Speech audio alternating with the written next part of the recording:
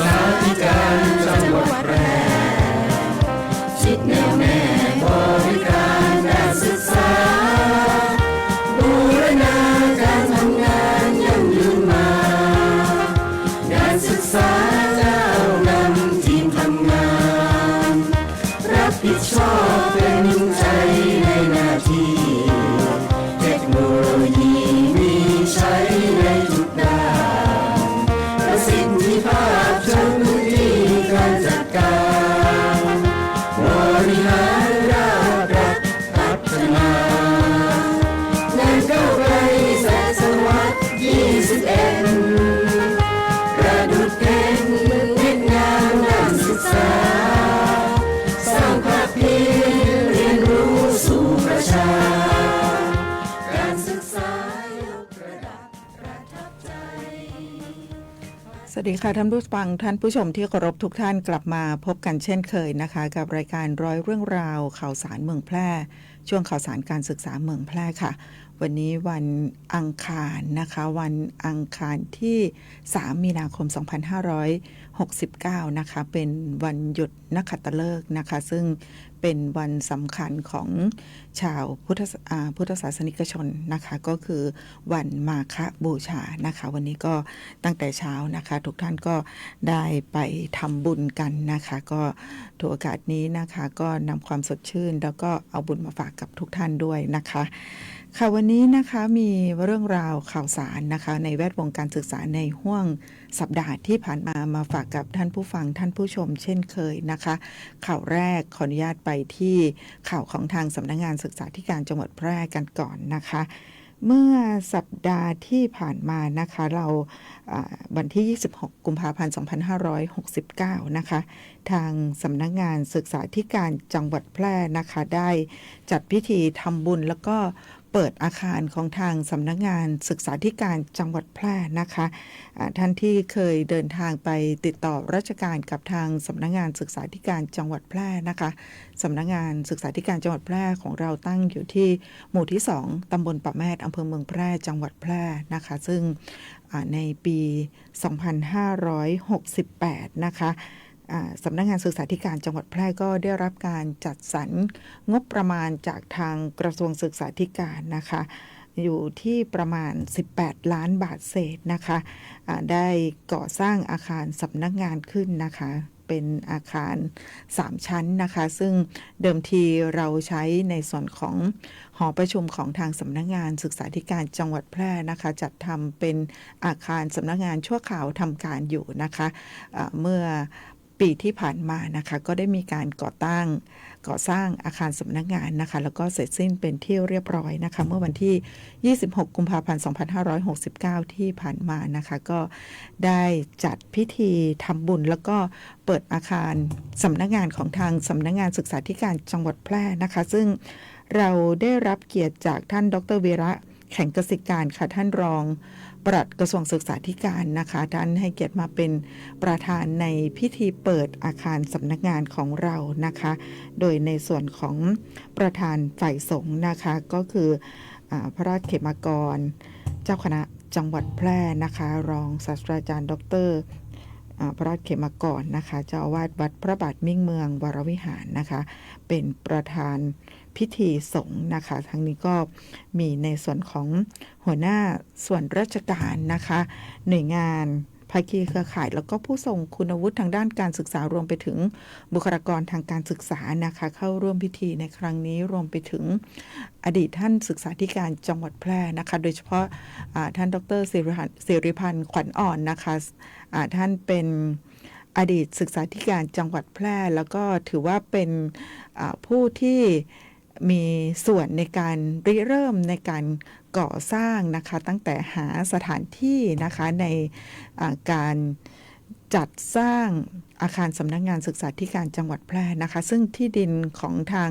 สำนักงานศึกษาธิการจังหวัดแพร่ที่ตั้งอยู่ในเขตตำบลป่าแมดนะคะก็ได้รับความอนุเคราะห์จากท่าน บุญธรรมเกี้ยวฟั่นนะคะซึ่งท่านเป็นอดีตผู้อำนวยการวิทยาลัยเทคนิคแพร่นะคะแล้วก็เป็นผู้อำนวยการสถาบันอาชีวศึกษาภาค2ด้วยนะคะก็ต้องกราบขอบพระคุณท่านบุญธรรมเกี้ยวฟั่นนะคะให้ความอนุเคราะห์สถานที่ในการก่อสร้างในการเป็นที่ตั้งของทางสำนักงานศึกษาธิการจังหวัดแพร่ค่ะซึ่งในส่วนของจังหวัดแพร่ของเรานะคะก็ได้รับเกียรติจากท่านผู้มีเกียรตินะคะไปร่วมทำบุญในโอกาสนี้ด้วยนะคะก็นำโดยท่านสมชัยเลิศประสิทธิพันธ์ค่ะท่านผู้ว่าราชการจังหวัดแพร่นะคะซึ่งในอีกตำแหน่งหนึ่งนะคะที่ท่านดูแลวงการศึกษาของจังหวัดแพร่ก็คือท่านเป็นประธานคณะกรรมการศึกษาธิการจังหวัดแพร่นะคะเป็นประธานกสจจังหวัดแพร่ด้วยนะคะท่านผู้ว่าราชการจังหวัดแพร่นะคะขอบคุณในส่วนของหัวหน้าหน่วยงานราชการนะคะมีมากมายหลายท่านนะคะที่ให้ความอนุเคราะห์สำนักงานศึกษาธิการจังหวัดแพร่นะคะในส่วนของการจัดเตรียมสถานที่นะคะก็ได้รับความอนุเคราะห์จากทางเครือข่ายของโรงเรียนเอกชนจังหวัดแพร่นะคะในการจัดสถานที่ก็นำโดยท่านประธานประสานและส่งเสริมการศึกษาเอกชนจังหวัดแพร่นะคะท่านเทิดศักดิ์ผิวเกลี้ยงค่ะประธานกสปช.จังหวัดแพร่ผู้จัดการโรงเรียนมารดาอุปถัมภ์นะคะท่านสุริการเปี่ยมวุฒินะคะผู้อำนวยการโรงเรียนมารดาอุปถัมภ์นะคะก็นอกจากนั้นก็จะมีในส่วนของสถานศึกษาเอกชนอีกหลายแห่งนะคะแล้วก็ในส่วนของเด็กๆนักเรียนจากโรงเรียนเจริญราษฎร์ด้วยนะคะที่คอยอำนวยความสะดวกต้องกราบขออภัยด้วยนะคะถ้าหากว่านามได้ไม่ครอบคลุมนะคะแล้วก็ในส่วนของพิธีการนะคะ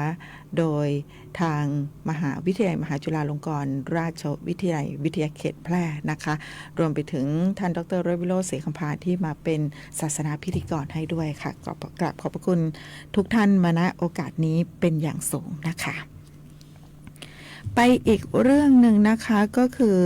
ในเรื่องของการประกวดทักษะลูกเสือเนตรนารี Scout Skill Challenge ประจำปีงบประมาณ 2569 นะคะซึ่งเมื่อวันที่ 27 กุมภาพันธ์ 2569 ที่ผ่านมานะคะในการจัดการประกวดทักษะลูกเสือเนตรนารี Scout Skill Challenge ระดับจังหวัดนะคะโดยทางสำนักงานศึกษาธิการจังหวัดแพร่นะคะโดยกลุ่มลูกเสือยุวกชาติและกิจการนักเรียนภายใต้การนำของท่านผู้อำนวยการรจนากาแก้วนะคะซึ่งท่านสุทินจันทรวรเชษฐ์นะคะท่านศึกษาธิการจังหวัดแพร่แล้วก็ท่านดร.พิทักษ์กาวีวนนะคะท่านรองศึกษาธิการจังหวัดแพร่นะคะก็ติดภารกิจไปราชการนะคะท่านศึกษาก็ไปราชการที่กรุงเทพนะคะก็ได้รับเกียรติจากในส่วนของสำนักงานลูกเสือจังหวัดแพร่นะคะโดยท่านปนัดดารองขออภัยค่ะท่านปนัดดาอุทัศน์นะคะรองผู้อำนวยการสำนักงานเขตพื้นที่การศึกษาประถมศึกษาแพร่เขต1นะคะในฐานะรองหัวหน้าสำนักงานลูกเสือจังหวัดแพร่ท่านได้ให้เกียรติมาเป็นประธานในพิธีเปิดโครงการส่งเสริมทักษะลูกเสือเนตรนารี Scout Skill Challenge ระดับจังหวัดประจำปี 2569 ของจังหวัดแพร่ของเรานะคะที่สนามกีฬาองค์การบริหารส่วนจังหวัดแพร่ขอบคุณทางองค์การบริหารส่วนจังหวัดแพร่ด้วยนะคะที่ให้ความอนุเคราะห์สถานที่ในการจัดการประกวดในครั้งนี้นะคะซึ่งในการประกวดทักษะลูกเสือเนตรนารี Scout Skill Challenge นะคะหลังจากที่ประกวดระดับจังหวัดเสร็จเรียบร้อยแล้วนะคะเราก็จะคัดเลือกกองลูกเสือ1กองนะคะเพื่อที่จะไปประกวดในระดับประเทศนะคะซึ่งจัดโดยสำนักงานลูกเสือยุวกชาติและกิจการนักเรียนสำนักงานปลัดกระทรวงศึกษาธิการนะคะซึ่งในส่วนของประเภทของการประกวดทักษะลูกเสือเนตรนารีก็จะมีทั้งหมด6ประเภทด้วยกันก็คือลูกเสือสามัญนะคะลูกเสือสามัญเป็นประเภทที่1ประเภทที่2เป็นเนตรนารีสามัญค่ะประเภทที่3เป็นลูกเสือสามัญรุ่นใหญ่ประเภทที่4เนตรนารีสามัญรุ่นใหญ่ประเภทที่5ลูกเสือวิสามัญแล้วก็ประเภทที่6ค่ะเนตรนารีวิสามัญนะคะซึ่งในการจัดการประกวดนะคะทั้งนี้ก็เพื่อที่จะเ เป็นการส่งเสริมสนับสนุนให้กับเด็กๆเยาวชนของเรานะคะได้มีการพัฒนาการที่ดีทางด้านร่างกายสติปัญญาจิตใจแล้วก็อารมณ์นะคะโดยเฉพาะอย่างยิ่งส่งเสริมในเรื่องของความมีระเบียบวินัยแล้วก็มีความสามัคคีนะคะก็เป็นการจัดการประกวดเพื่อที่จะปลูกจิตสำนึกให้กับเด็กนักเรียนนะคะไม่ว่าจะเป็นเรื่องของการแต่งเครื่องแบบลูกเสือเนตรนารีนะคะเพื่อที่จะให้เด็กของเรานะคะมีการแต่งชุดลูกเสือเนตรนารีนะคะเครื่องแบบลูกเสือเนตรนารีได้อย่างถูกต้องนะคะแล้วก็ให้สถานศึกษาได้มีโอกาสฝึกระเบียบแถวให้กับลูกเสือเนตรนารีอย่างต่อเนื่องด้วยนะคะซึ่งเป็นการส่งเสริมให้เด็กๆมีระเบียบวินัยนะคะมีความเข้มแข็งอดทนรวมไปถึงการสร้างทักษะความเป็นผู้นำให้เกิดขึ้นกับเด็กๆนะคะความพร้อมเพรียงสามัคคีรู้จักการเสียสละช่วยเหลือผู้อื่นแล้วก็มีทักษะการอยู่ร่วมกันสร้างเสริมประสบการณ์ชีวิตสามารถที่จะนำไปประยุกต์ใช้ในชีวิตประจำวันได้อย่างถูกต้องเหมาะสมแล้วก็สามารถที่จะใช้ชีวิตร่วมกับผู้อื่นได้ในสังคมได้อย่างมีความสุขนะคะแล้วก็พัฒนาตัวเองเป็นพลเมืองที่ดีของประเทศชาติต่อไปนะคะซึ่งทั้งหมดทั้งมวลนี้นะคะที่ได้กล่าวมาถึงมานี้นะคะก็มีการจัดประกวดขึ้นนะคะโดยคณะกรรมการตัดสินแล้วก็ให้คะแนนนะคะก็นำโดยท่านพันเอกบุญนำเทศัชบุตรนะคะผู้ตรวจการลูกเสือประจำสำนักงานลูกเสือแห่งชาติแล้วก็คณะอีกประมาณ20กว่าท่านนะคะซึ่งอยากจะเรียนท่านผู้ฟังนะคะว่าในการประกวดทักษะลูกเสือเนตรนารีของจังหวัดแพร่ของเราทั้งในการจัดการประกวดนะคะในส่วนของเกณฑ์การแข่งขันการให้คะแนนของคณะกรรมการนะคะจังหวัดแพร่ของเราถือว่าเป็นจังหวัดที่จัดการประกวดทักษะลูกเสือเนตรนารี Scout Skill Challenge มีมาตรฐานในระดับสูงนะคะเนื่องจากว่าผู้แทนของจังหวัดแพร่ของเราที่ได้รับการคัดเลือกแล้วก็ไปประกวดในระดับประเทศแต่ละปีนะคะเราจะได้รับรางวัลระดับประเทศมาโดยตลอดนะคะแล้วก็เมื่อปีที่ผ่านมานะคะปี 2568 กองเนตรนารีสามัญรุ่นใหญ่ของโรงเรียนเทพนารีนะคะก็เป็นตัวแทนของจังหวัดแพร่ของเรานะคะไปประกวดระดับประเทศแล้วก็ได้รับรางวัลชนะเลิศระดับประเทศมานะคะอันนี้ก็ขออนุญาตชื่นชมไปยังท่านผู้บริหารคณะครูแล้วก็นักเรียนทุกคนด้วยนะคะเป็นกิจกรรมที่เป็นหมู่คณะนะคะทั้งกองลูกเสือถ้าไม่มีความอดทนความเสียสละแล้วก็ความสามัคคียากมากๆนะคะที่จะทำให้ประสบความสำเร็จนะคะเป็นวินัยที่เกิดขึ้นกับตัวเด็กๆนะคะก็ขอชื่นชมทุกท่านด้วยนะคะอันนี้ก็เป็นกิจกรรมที่ทางสำนักงานศึกษาธิการจังหวัดแพร่ได้จัดขึ้นนะคะแล้วก็หลังจากนี้นะคะหลังจากที่เราคัดเลือกตัวแทนของจังหวัดเสร็จเรียบร้อยแล้วนะคะเราก็จะคัดเลือกนะคะเด็กๆเพื่อที่จะไปประกวดระดับประเทศนะคะที่เขาบอกว่าใช้คำว่า Scout Skill Challenge เนื่องจากว่าไม่ได้ประกวดเฉพาะในส่วนของระเบียบแถวเท่านั้นนะคะเด็กๆจะต้องที่เป็นตัวแทนของระดับจังหวัดจะต้องเป็นตัวแทนไปประกวดในระดับประเทศนั้นนะคะจะต้องประกวดทักษะลูกเสือด้วยนะคะซึ่งประกอบด้วย8ทักษะที่สำคัญก็คือทักษะที่1ระเบียบแถวลูกเสือนะคะทักษะที่2นะคะการสร้างที่พักชั่วคราวทักษะที่3ค่ะ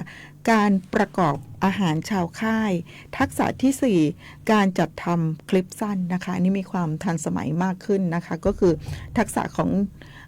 เด็กยุคปัจจุบันนะคะก็คือตอนนี้ก็จะมีในส่วนของการจัดทำคลิปสั้นนะคะถือว่าเป็นทักษะใหม่ๆนะคะที่เกิดขึ้นนะคะทักษะที่5นะคะเป็น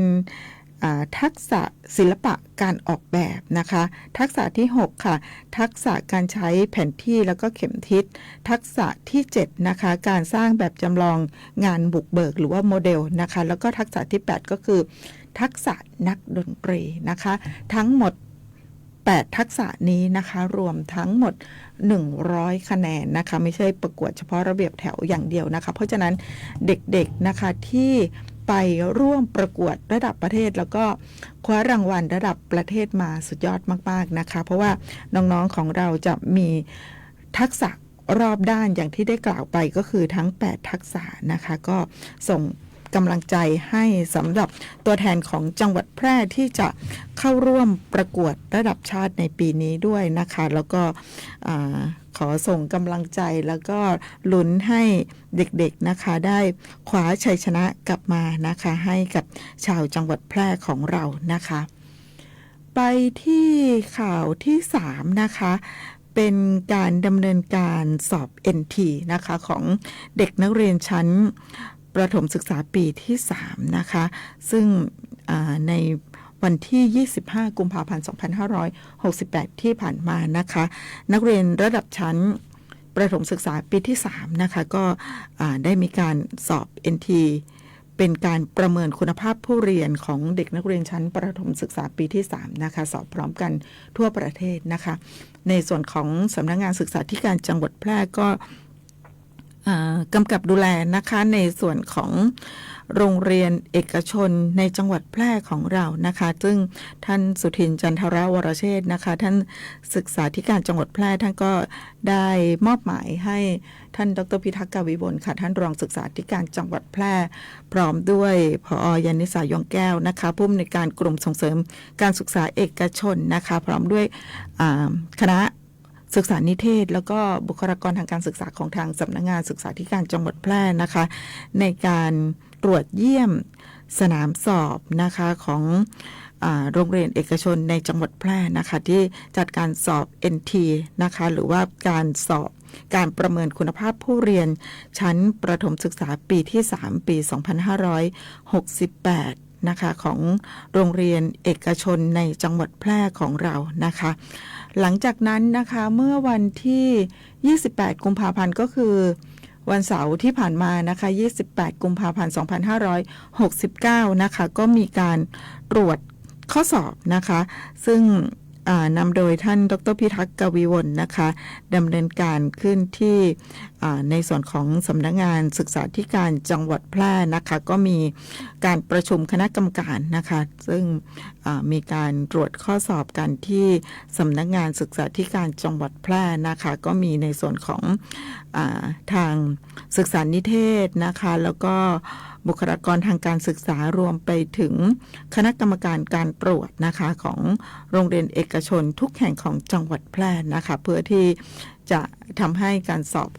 ตรวจข้อสอบ NT ของเด็กนักเรียนชั้นประถมศึกษาปีที่3เป็นไปด้วยความถูกต้องสุจริตโปร่งใสแล้วก็ตรวจสอบได้นะคะอันนี้ก็เป็นงานที่ทุกท่านจะต้องร่วมด้วยช่วยกันนะคะซึ่งถือว่าเป็นการทดสอบที่สำคัญอย่างหนึ่งนะคะของเด็กชั้นประถมศึกษาปีที่3โดยเฉพาะอย่างยิ่งจะทำให้ทางโรงเรียนนะคะได้ทราบในส่วนของการจัดการเรียนการสอนของท่านนะคะว่ามีคุณภาพมาตรฐานเพียงใดนะคะที่ทำให้เด็กๆของเรานะคะที่คุณครูได้สอนมานะคะตั้งแต่ชั้นอนุบาลจนถึงชั้นประถมศึกษาปีที่3นะคะเมื่อมีการทดสอบรอบด้านก็จะได้เห็นชัดว่าข้อสอบจากส่วนกลางนะคะเมื่อเด็กๆของเราสอบแล้วผลการสอบเป็นอย่างไรนะคะอันนี้ก็สามารถที่จะตอบได้อย่างชัดเจนนะคะว่าในส่วนของคุณภาพมาตรฐานของการจัดการเรียนการสอนของโรงเรียนในสังกัดของเอกชนในจังหวัดแพร่รวมไปถึงสังกัดอื่นๆด้วยนะคะว่ามีความถูกต้องเหมาะสมอย่างไรนะคะอันนี้ก็เป็นกิจกรรมที่ในส่วนของสำนักงานศึกษาธิการจังหวัดแพร่นะคะได้ดำเนินการในห้วงสัปดาห์ที่ผ่านมานะคะมีทั้งการสอบของเด็กๆนะคะแล้วก็รวมไปถึงต่อยอดนะคะต่อยอดมาจนถึงหลังจากสอบแล้วนะคะทางคณะกรรมการนะคะก็ได้มีการมาตรวจข้อสอบซึ่งคุณภาพแล้วก็มาตรฐานของเราค่อนข้างสูงเลยทีเดียวนะคะมาอีกข่าวหนึ่งนะคะก็คือการเข้าร่วมฝึกอบรมปฏิบัติงานสวนพฤกษศาสตร์โรงเรียนหลักสูตร5 5 องค์ประกอบนะคะงานสวนพฤกษศาสตร์โรงเรียนนะคะซึ่งจัดเป็นรุ่นที่1ปี2569นะคะซึ่งในส่วนของทางสำนักงานศึกษาธิการจังหวัดแพร่นะคะท่านศึกษาธิการจังหวัดแพร่ก็ได้มอบหมายให้นายปฏิพัฒน์ลอยใหม่นะคะแล้วก็นายมงคลชัยตักเตือนนะคะบุคลากรของกลุ่มลูกเสือยุวกชาติและกิจการนักเรียนนะคะเข้าร่วมฝึกอบรมปฏิบัติงาน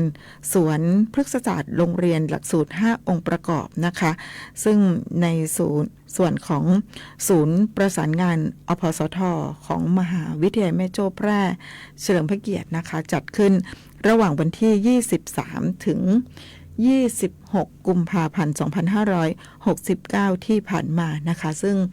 ในส่วนของพิธีเปิดนะคะก็ได้รับเกียรติจากท่านรองผู้ว่าราชการจังหวัดแพร่ค่ะท่านคุณากร คชหิรันนะคะเป็นประธานในพิธีเปิดการฝึกอบรมนะคะซึ่งจัดขึ้นที่มหาวิทยาลัยแม่โจ้แพร่เฉลิมพระเกียรตินะคะที่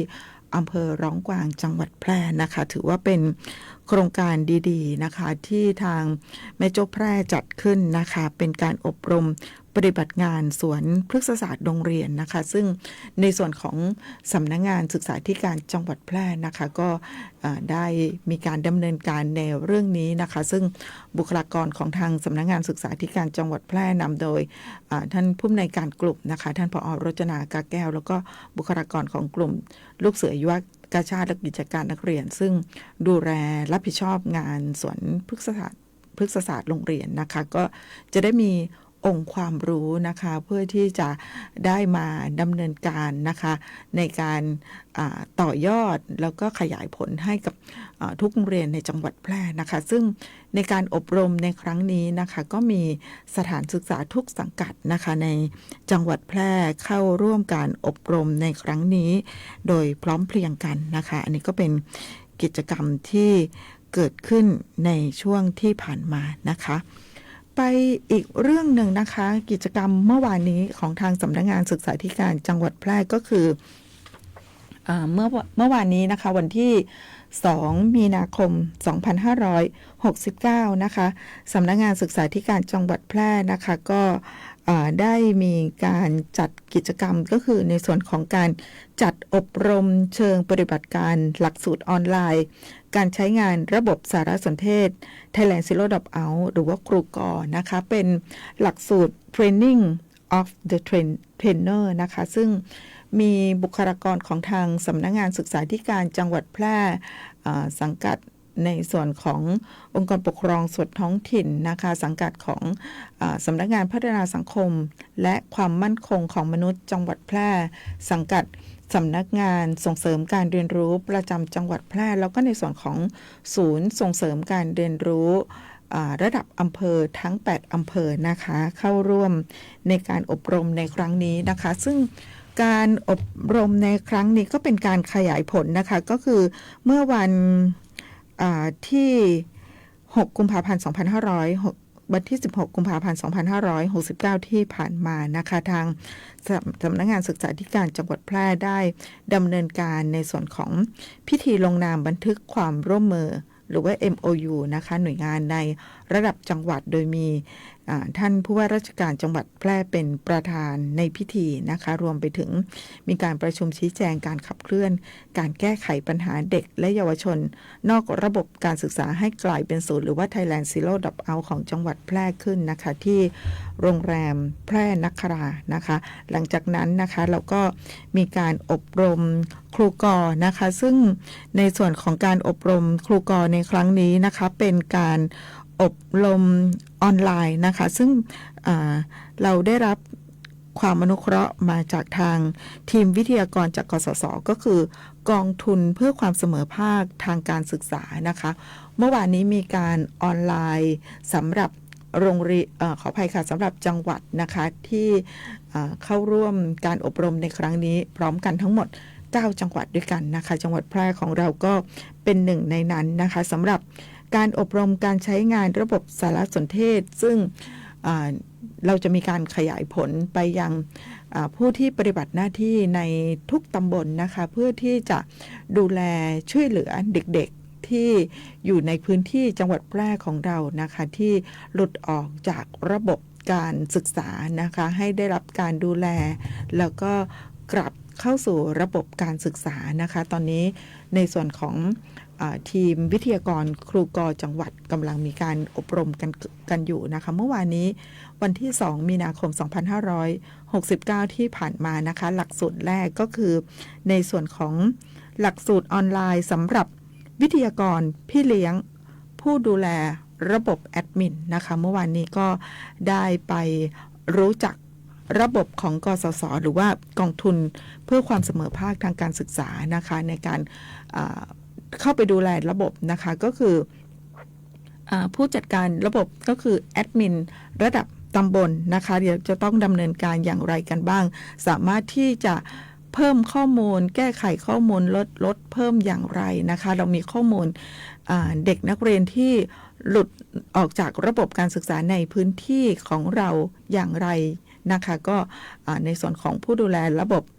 สารสนเทศของแต่ละตำบลนะคะก็สามารถที่จะไปจัดการระบบตรงนี้ได้นะคะเมื่อวานนี้วันที่2มีนาคมก็เป็นการอบรมสำหรับผู้ดูแลระบบก็คือแอดมินของระดับตำบลนะคะอีก2วันนะอีก2วันนะคะอีก2หลักสูตรก็คือวันที่4มีนาคม2569ค่ะวันพรุ่งนี้นะคะจะเป็นการอบรมหลักสูตรออนไลน์สำหรับวิทยากรพี่เลี้ยงนะคะเป็นการอบรมในส่วนของผู้จัดการรายกรณีนะคะอันนี้ก็จะเป็นในเรื่องของ CM นะคะเวลาเราไปสำรวจนะคะสำรวจข้อมูลเด็กนักเรียนในพื้นที่ตำบลของเราเรียบร้อยแล้วนะคะถ้าหากว่าพบปะข้อมูลของเด็กของเรานะคะแต่ละเคสมีความต้องการที่จะได้รับการดูแลช่วยเหลืออย่างไรนะคะในส่วนของผู้จัดการรายกรณีนะคะจะเป็นลักษณะของทีมสหวิชาชีพในพื้นที่นะคะก็จะได้เข้าไปให้การช่วยเหลือเด็กๆของเราเป็นกรณีนะคะว่าเด็กที่ประสบปัญหาไม่ว่าจะเป็นด้านใดก็แล้วแต่นะคะเป็นด้านครอบครัวด้านสังคมด้านเศรษฐกิจหรือว่าใดๆก็แล้วแต่นะคะถ้าหากว่าสำรวจข้อมูลเด็กในพื้นที่ของเราแล้วก็ไปพบว่าเด็กของเรานะคะมีปัญหาในด้านใดนะคะในส่วนของผู้จัดการรายกรณีหรือว่า CM นะคะก็จะเข้าไปดูแลเด็กๆของเราเป็นรายกรณีนะคะจะต้องส่งต่อเด็กนะคะเข้าสู่ระบบการศึกษาใดนะคะจะเป็นนอกระบบเป็นในระบบหรือว่าเด็กประสบปัญหาในเรื่องของครอบครัวในเรื่องของเศรษฐกิจเราจะต้องมีการฝึกอาชีพให้เด็กไหมเราจะต้องมีการส่งเสริมให้ครอบครัวของเด็กนะคะได้มีการประกอบอาชีพหรือว่าเด็กๆจะต้องหารายได้และมีงานทำหารายได้แล้วก็สามารถเรียนไปด้วยได้หรือว่าจะต้องช่วยเหลือเด็กในแต่ละเคสนั้นๆนะคะอย่างไรนะคะอันนี้ผู้จัดการรายกรณีก็จะเป็นคนดำเนินการในส่วนนั้นแล้วก็จะเป็นคนเข้าไปดูในส่วนของระบบสารสนเทศในส่วนของการนำเข้าข้อมูลเข้าสู่ระบบสารสนเทศของทีซัดดีของทางกสศนะคะอีกหลักสูตรหนึ่งนะคะจะ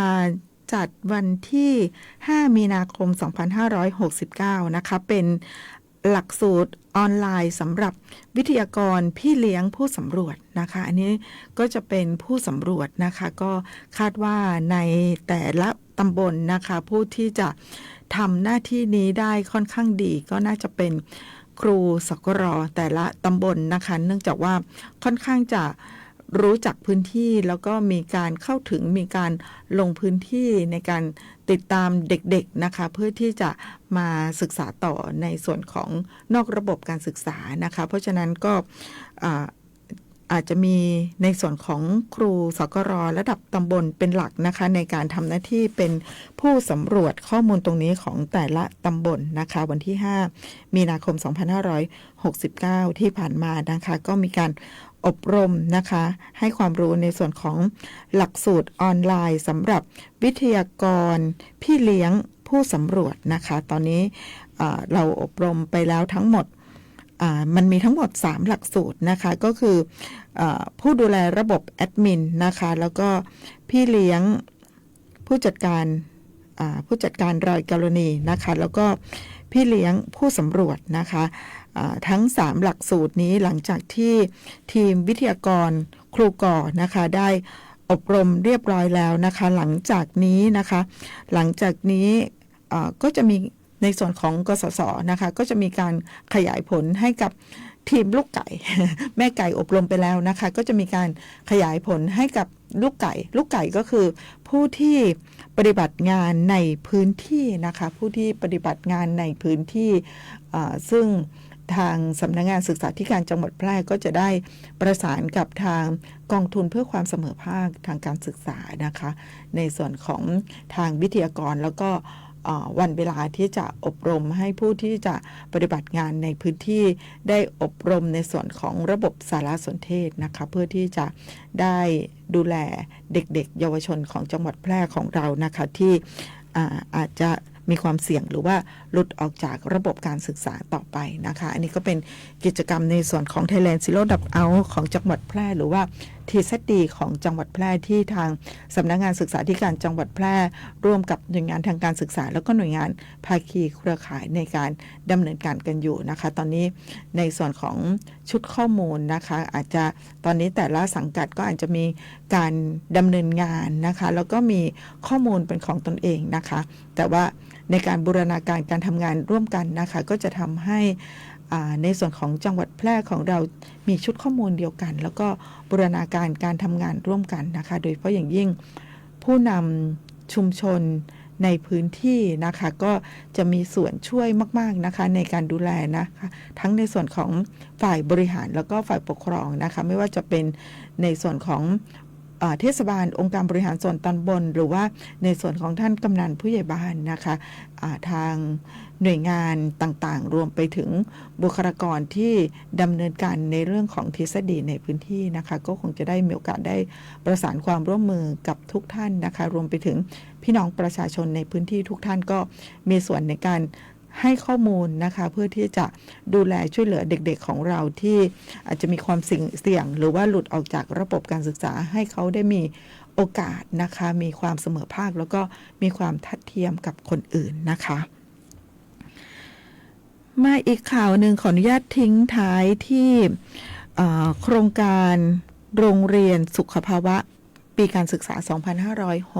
2569 นะคะซึ่งเป็นโครงการดีๆจากทางสสสนะคะได้ดำเนินการขึ้นนะคะร่วมมือกับหลายหน่วยงานด้วยกันนะคะเชิญชวนโรงเรียนนะคะแล้วก็สถานศึกษาสมัครเข้าร่วมโครงการโรงเรียนสุขภาวะปีการศึกษา 2569 นะคะซึ่งตอนนี้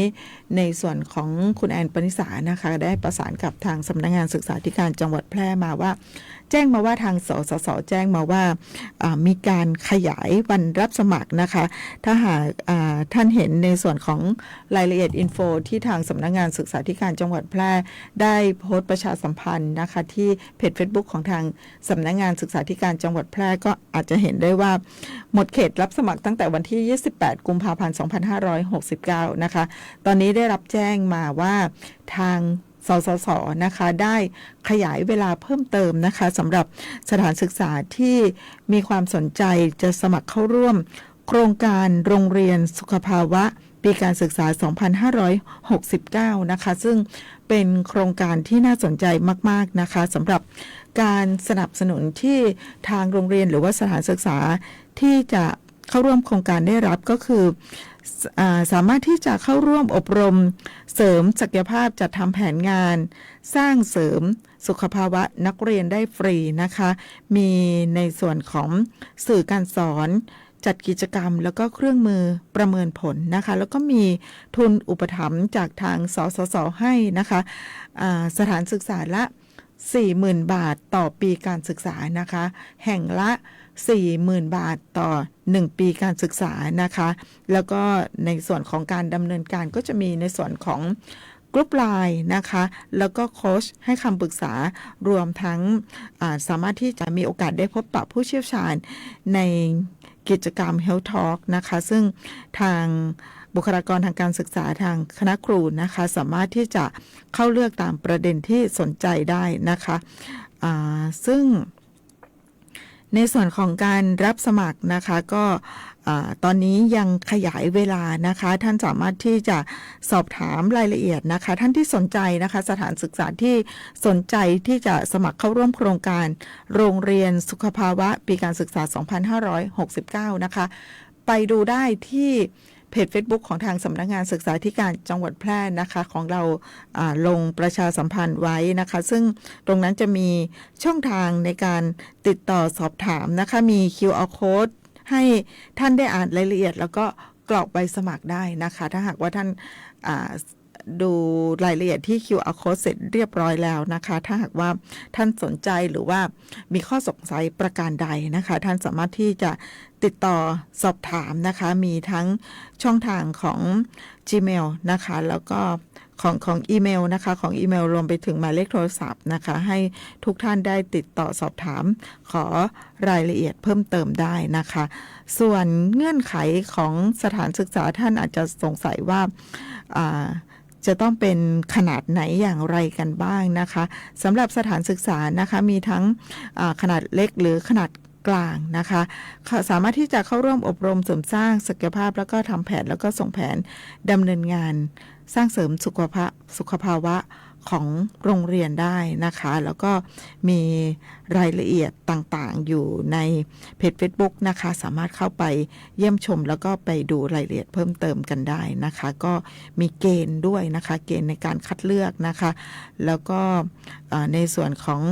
งบประมาณที่จะได้รับการสนับสนุน 40,000 บาทก็มีรายละเอียดให้ด้วยว่าจะต้องดำเนินการอย่างไรนะคะค่ะวันนี้เวลาของช่วงข่าวสารการศึกษาเมืองแพร่หมดลงแล้วนะคะติดตามรับฟังรายการของเราได้ทุกๆวันอังคารนะคะ 11 นาฬิกาโดยประมาณทางสวทแพร่แห่งนี้นะคะวันนี้ขอบคุณทุกท่านที่ติดตามรับฟังรายการนะคะขอบคุณเจ้าหน้าที่ทางสวทแพร่นะคะที่ให้ความอนุเคราะห์นะคะวันนี้นำรายการจากลาท่านผู้ฟังท่านผู้ชมไปก่อนค่ะสวัสดีค่ะ